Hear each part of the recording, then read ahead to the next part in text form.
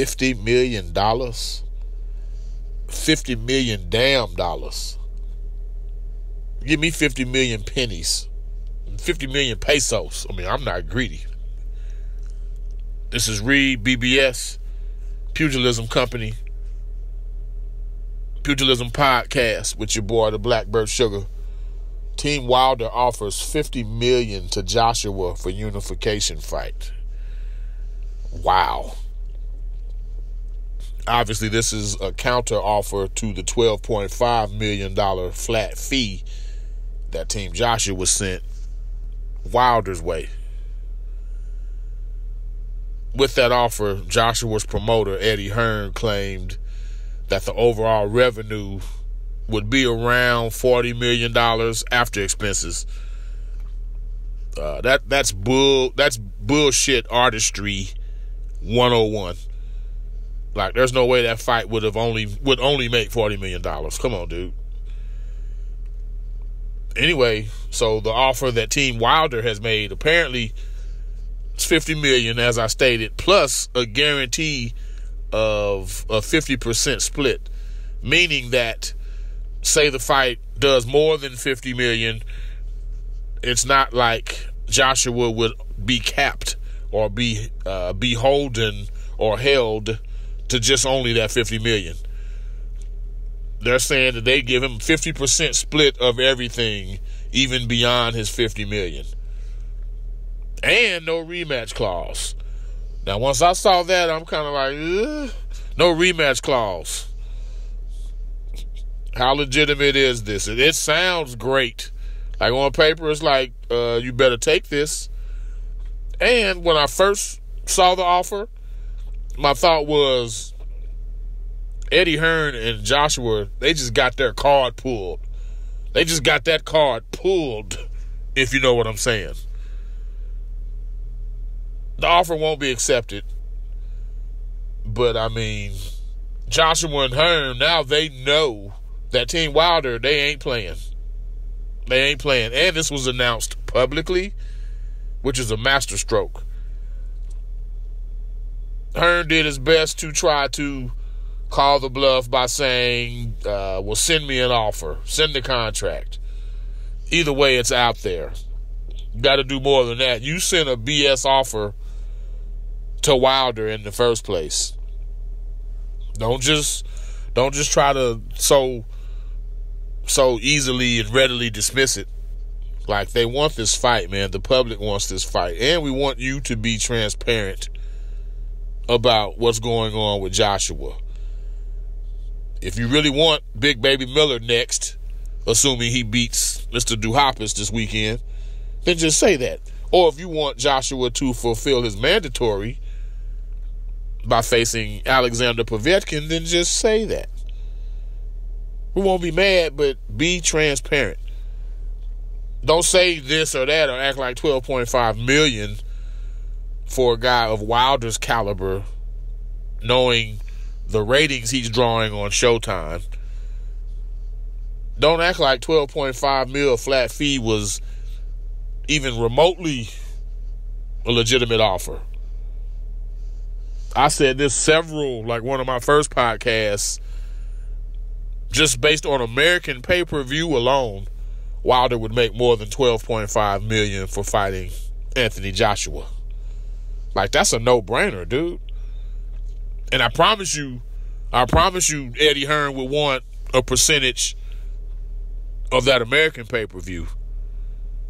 Well, Joshua's the bigger name for sure overall in the sport. Joshua has more clout, more leverage. He's the A side. Joshua's the A side. But Deontay Wilder, he's not over here like some homeless dude. You pull up at the stoplight and there's Deontay Wilder begging for you to fight him, throw him some crumbs. No. In America, Wilder is the more known fighter. He's the A side in America. That has to be respected. On pay-per-view, American pay-per-view, the majority of people that will be watching to see Deontay Wilder knock someone else out. It won't be because of Joshua. That has to be respected. And it was disrespected with the $12.5 million flat fee. The $50 million, man, that's funny. I love it. I like it. I wonder if it's legitimate, though. It seemed pretty legit to me until the no rematch clause. $50 million guarantee. Then 50% split beyond that. Plus no rematch clause. Yeah. It's things that seem too good to be true, they usually are too good to be true. But still, I would hopefully team Wilder, they'll go ahead and send something. They'll send an offer. And Lou DiBella is the one who reported this. This isn't just like some Twitter release or Instagram post. Lou DiBella co-signed on this. Will he then follow through with a hard copy contract that can be emailed, faxed, or what have you to Team Wilder? All in all, here's the thing. I hear a lot of people criticizing Joshua. I have no doubt Joshua would fight Deontay Wilder tomorrow. Again, these are professional fighters that we talk at length about, people. Very few of these dudes, if any, fear anybody. They fight for a living. Fighting is nothing to them. It's like me or you going to the local rec center and playing hoop, shooting hoop against one of our boys. That's how they treat it. There's nothing to them. So there's no fear. But then you let promoters do their work. And, of course, the promoter is making you millions and hand over fist, money out your ass. You're going to trust him. But it's getting to a point where Eddie Hearn is kind of making Joshua look not so good. In the court of public opinion, he's making it, and particularly in regards to the Wilder negotiations, Hearn is making Joshua look like he doesn't want it. And I have no doubt Joshua would fight Deontay Wilder if they showed up at the same nightclub and, hey, let's do this right now in the parking lot. I have no doubt Joshua would accommodate. He's not scared of him. Get out the way, Hearn. Go ahead and have your little summer showcase. Bring Joshua here. He needs to come to America. I want to see that. But him and Deontay Wilder need to fight this year, bruh. End of the year. September, October, November, whatever. It needs to happen this year. Get out of the way. Don't be Bob Arum, please. We don't need another one. As you know, we in and out. We're not gonna keep you long. We're in, we're out. In ya, out ya. WBA mandates Jarrett Hurd versus Erislandy Lara 2. They're mandating it. And that was a great fight. I misspoke a while ago and said that Broner Vargas was my new top candidate for Fight of the Year. I rewatched both fights. I don't know what I was on, Clenbuterol or something. The Jarrett Hurd Erislandy Lara fight was better, for sure. That's still my choice for Fight of the Year. Scratch what I said earlier.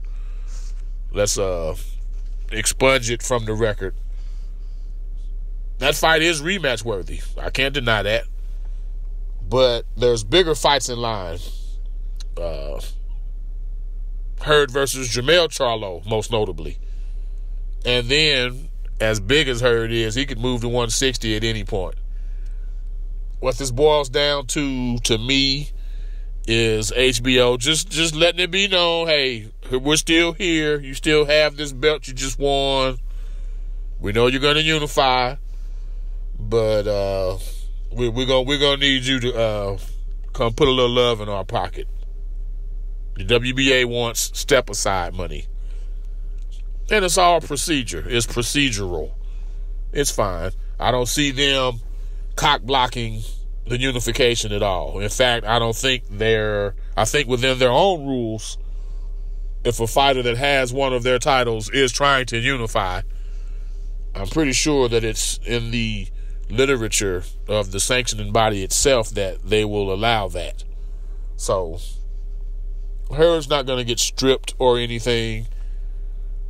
WBA just wants to make sure that it's known. Here we are. We're over here. Hey, before you get around to fighting Mr. Charlo and vying for his WBC belt, we're over here. Go ahead and grease our palms a little bit. Stay tuned, y'all. We're doing it once a day, like I said. We got Daniel Jacobs and the Big Baby Miller HBO doubleheader coming up this week. We'll have some more in-depth talk on that tomorrow or Friday for sure. Press conference should be tomorrow. And then the weigh-in. Comments. Debates. I'm the Blackbird Sugar. Old school vibe. We can go current boxing or boxing history. However you want to do it. Please touch that bell for notifications so you'll know when we're doing more shows. Every day, you just don't know what time. So hit that bell for notifications and you'll be alerted. Home of the three-piece combo, Pugilism Company. This is Reed, Blackbird Sugar. Till next time.